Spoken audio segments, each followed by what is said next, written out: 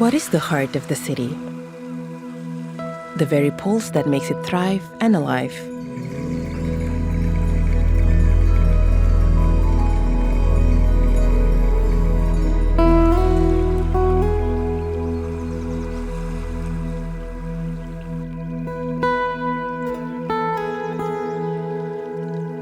Once a quiet fishing village known for its illustrious line of Brahmin families, Sanur is now a charming international tourist destination, drawing visitors from near and far. For decades, it has become one of Bali's most vibrant beacons of cultural openness and multiculturalism.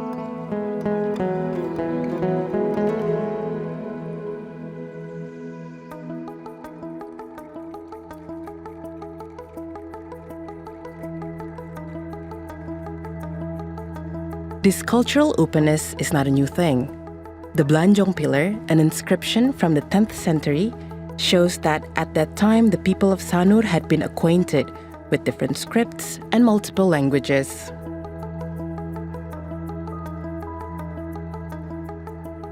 An avid writer, researcher, and lontar conservator, Charma is one among a rising number of young Balinese who are passionate for preserving Balinese scripts, language, literary works, and lontar palm leaf manuscripts.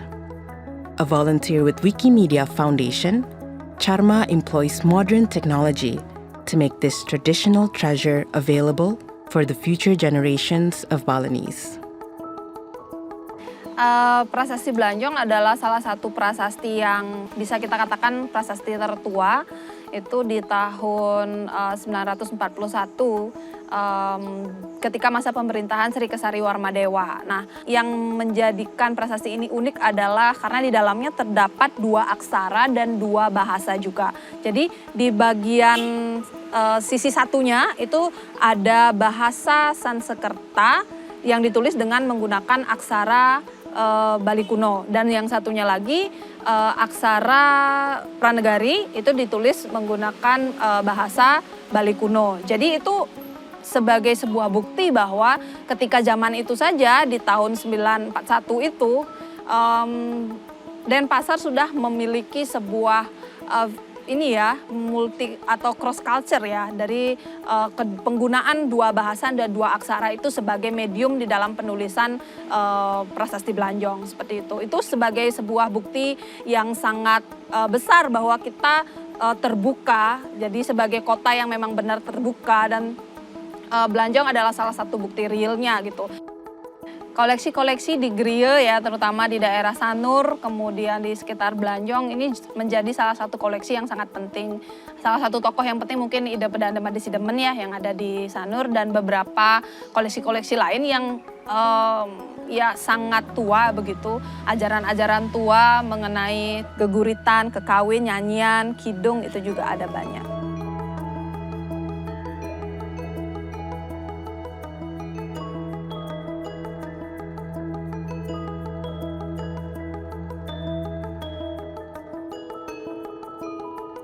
Sanur is a gem in the crown of Denpasar, the capital city of Bali. Gusde Siddhartha, the head of the Denpasar chapter of Indonesia Hotels and Restaurants Association and the son of one of Sanur's first hoteliers, offers his thoughts on his beloved village. Kalau kita berbicara tentang Sanur ini kalau sekarang kita bisa melihatnya sebagai a global village. Sebuah desa yang sudah dikenal dunia. Dan memang kenyataannya Sanur ini adalah sebuah desa masih sampai saat ini.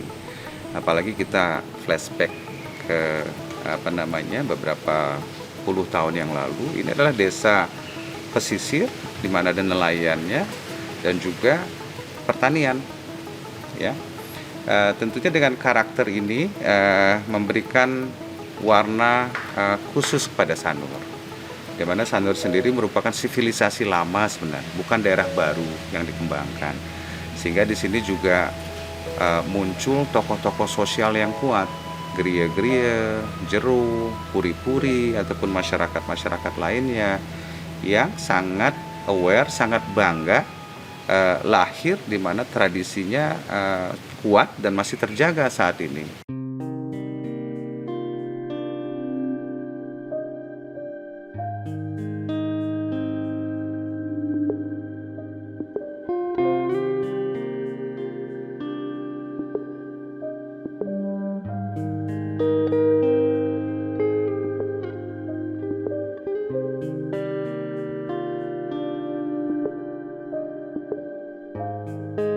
Brussels-born painter Adrien Jean Lemayur de Merpres and Australian artist Donald Friend were two of several notable visitors who were so enchanted by Sanur that they decided to become a permanent part of the community.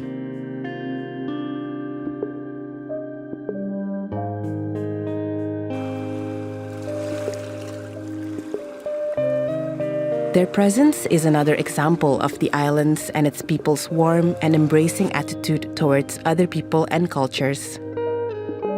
Giuseppe Pino Confessa, the honorary Italian consul of Bali, is the contemporary version of Lemayur. Ketenangan saya dapat di sini. Kesenangan dengan orang-orang di sini.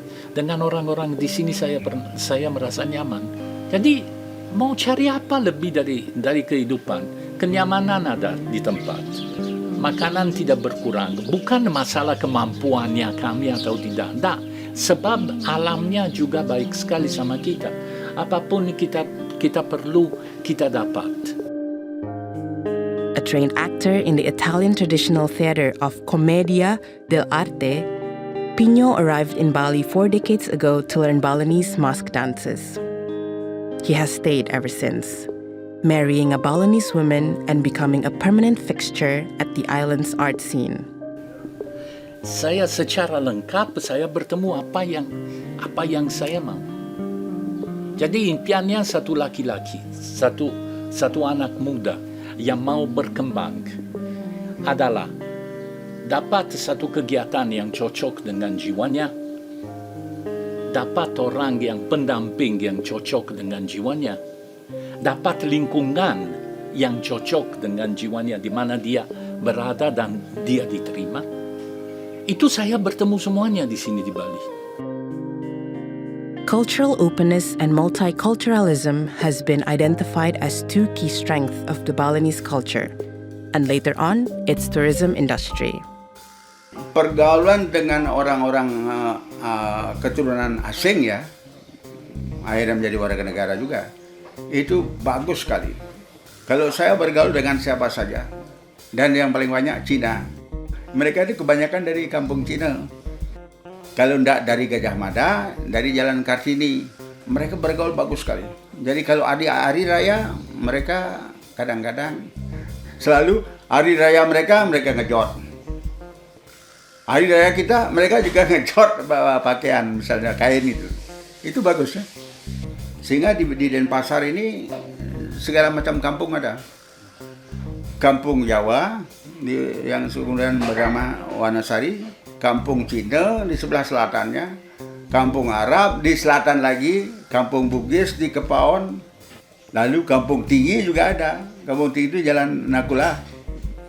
Dulu ada kampung Tinggi, di sana juga banyak orang Jawa di sana. Jadi kesenian ludruk yang saya kenal pertama dari kampung Tinggi ini. Affectionately called Aridus, Made Sudira was one of the island's first tour guides. He witnessed how tourism industry has triggered a massive and all-encompassing change to the island he loves. He documented those changes in his witty and popular weekly columns in the Bali Post. Jadi Bali Hotel ini sebenarnya dibangun tahun 1927. Itu dibangun oleh sebuah perusahaan pelayaran, jadi pelayaran termasuk untuk kapal turis bernama KPM. Jadi Koninklijk Parkevaart Maskapai, itu KPM. Itu dibangun 1927, kemudian para karyawan kapal pesiar yang ingin menginap di sini atau tamu yang menginap di sini diinapkan di hotel ini. Jadi dulunya cuma di sebelah sana, sebelah kiri barat. Kemudian 2 tahun kemudian karena kekurangan rupanya dan hotel tidak cukup cuma sekedar makan dan tidur, restoran dan kamar tidur, tapi ada tempat hiburan. Makanya dibuatlah tahun 1929 pendopo itu. Pendopo kemudian 2 bangunan. Satu bangunan di pojok sana, satu bangunan di pojok sana. Jadi ini bangunan ini kemudian dalam zaman kemerdekaan, awal kemerdekaan, itu untuk kamar Presiden Republik Indonesia, Bung Karno.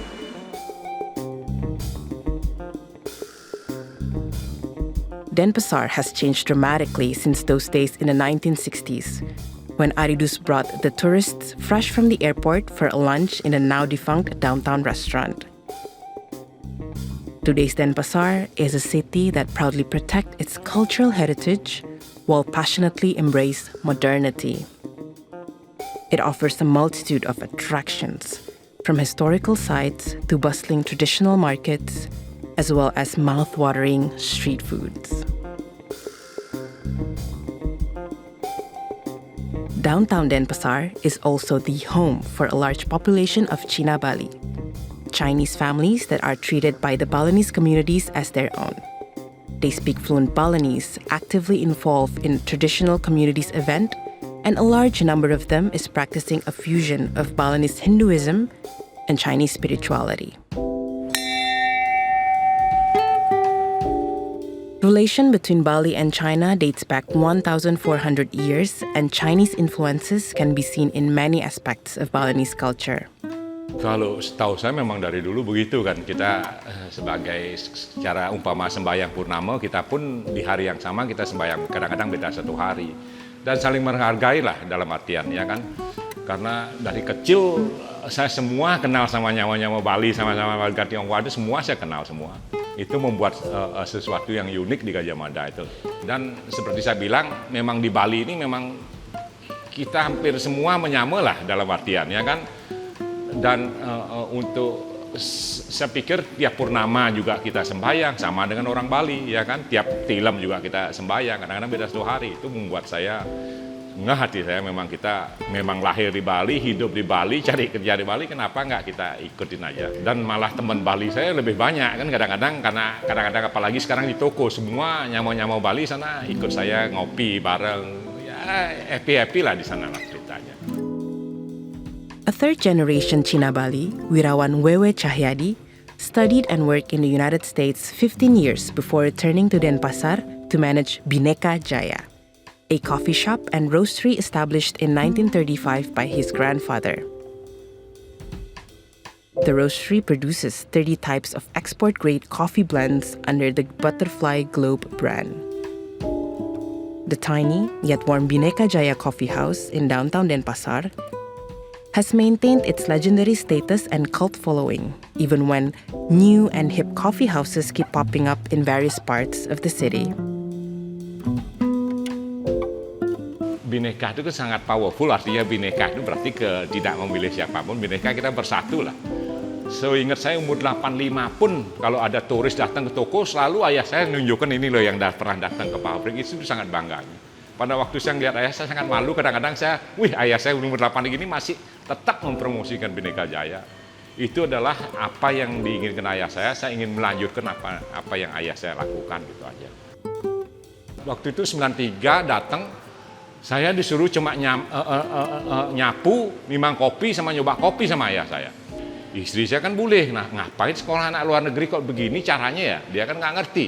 Pertama nyapu biar saya nggak ada malunya, nimbang biar saya ngerti semua, nyoba itu biar ngerti kopi. Itu ajaran yang paling penting sebenarnya sama ayah saya, karena apapun kopi saya udah ngerasakan sekarang. Oh ini rasa Toraja, orang nggak bisa nipu saya lah kalau kopi ini asli mana, karena diajarin 3 tahun. Selalu juga ayah saya berpesan sebelum dia ini, pas kita memang lahir di Bali, dihidupin di Bali, tidak boleh naikin harga pas hari Galungan, Kuningan, nggak boleh, biarpun harga kopi gila, karena tetap kamu harus jaga untuk orang Bali.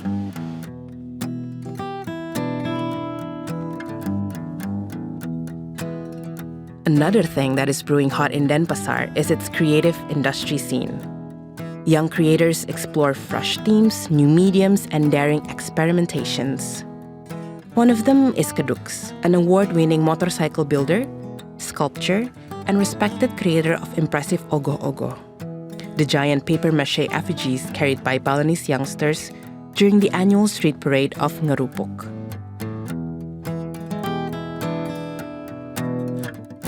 Motor ini kan bukan budaya saya mempelajari budaya orang, budaya barat. Setelah saya bisa mendapatkan karakter, mendapatkan suatu rasa kepercayaan diri saya di motor, saya akan mulai memasukkan karakter Bali ke dalam motor itu agar timbul style yang bisa dikatakan oleh dunia, oh ini style Bali, custom style Bali gitu. Anggap dah kalau kita, oh ini style Amerika, ini style Jepang gitu. Saya pingin juga, oh ini style Bali yang diakui dunia gitu.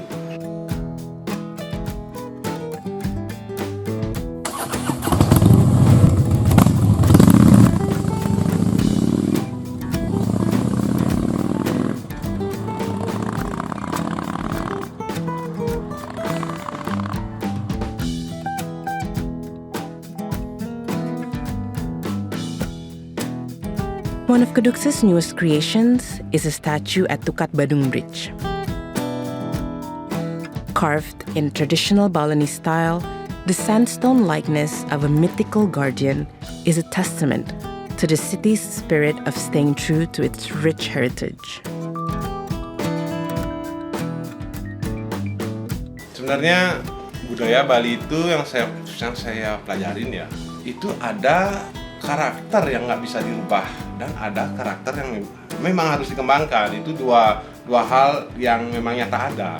Contoh misalnya di Puro, akan buat patung di Puro, itu udah otomatis sikut tradisi dipakai, sikut yang memang nggak bisa terlalu dikembangkan sekali gitu.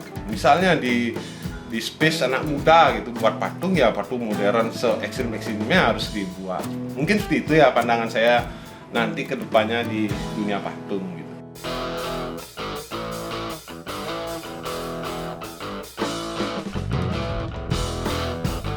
Another influential young creator of Denpasar is Marmar Herayukti. A jack of all trades, Marmar is a tattoo artist, visual creator, sculptor, ogo-ogo creator, martial art practitioner, eco-activist, and a lead vocalist for rock sensation Ripper Clown. He rose to fame for his successful campaign to stop the use of slow-degrading polystyrene blocks in the making of ogo-ogo. During the COVID-19 pandemic, he launched Tapakara, a food resilience campaign inspired by urban farming principles. Berangkat dari membuat styrofoam, ogo-ogo styrofoam pada saat itu menjadi tren ya. Saya sendiri tertantang untuk bisa menampilkan ogo-ogo dengan bahan styrofoam. Tapi pada saat itu, seiring jalannya waktu, saya juga dapat tulisan dan artikel tentang bagaimana bahaya styrofoam. Sampah styrofoam yang sampah abadi itu dipotong kecil-kecil, dihaluskan, itu gampang banget masuk ke badan. Nah, menurut pernyataan WHO, styrofoam itu sendiri adalah zat karsinogenik atau membuat pemicu kanker gitu. Itu menurut saya itu hal yang sangat bahaya. Bayangin di Bali ada ribuan ogo-ogo yang dibuat bersamaan, yang 4 meter aja 40 kantong plastik yang nggak bisa diapa-apain. Belum lagi ogo-ogonya, kita akan hidup di lingkungan sampah yang berbahaya. Kalau semua seniman hidup dalam lingkungan yang nggak sehat, termasuk orang-orang yang lain, berarti seni yang kita punya ini nggak bisa kita wariskan ke orang-orang berikutnya. Dan kesenian kita akan stuck, mulai dari nol lagi, nggak bisa diteruskan sehingga berkembang sedemikian hebat. Tekad saya pada saat itu, saya akan membuat ogo-ogo non-styrofoam dan bersaing dengan ogo-ogo yang lain.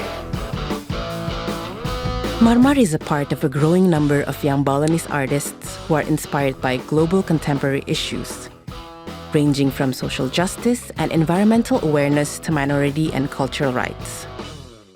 His newest creation, a bronze sculpture of the goddess of trade, Dewi Melanting, welds together the Balinese traditional teachings of honesty and karma with the modern principles of fair trade.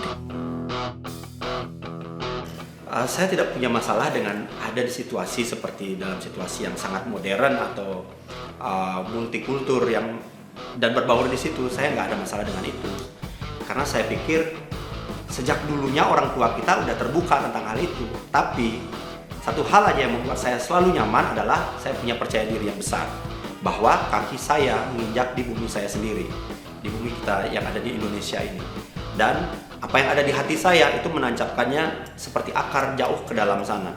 Walaupun banyak banget pengaruh dari luar, saya rasa saya cukup pede dengan apa yang saya punya dan saya nggak pernah terintimidasi dengan situasi itu.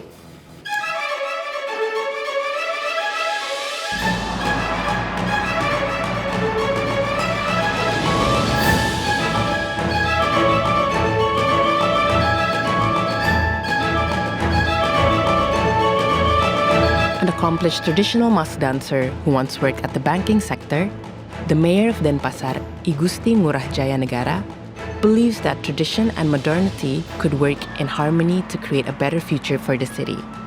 For him, a city is not merely a landscape of buildings. It is also a landscape of people, a scenery made of their ideas and aspirations. Denpasar is a vista of a gorgeous traditions living side by side with the promising modernity. The heart of the city is its people.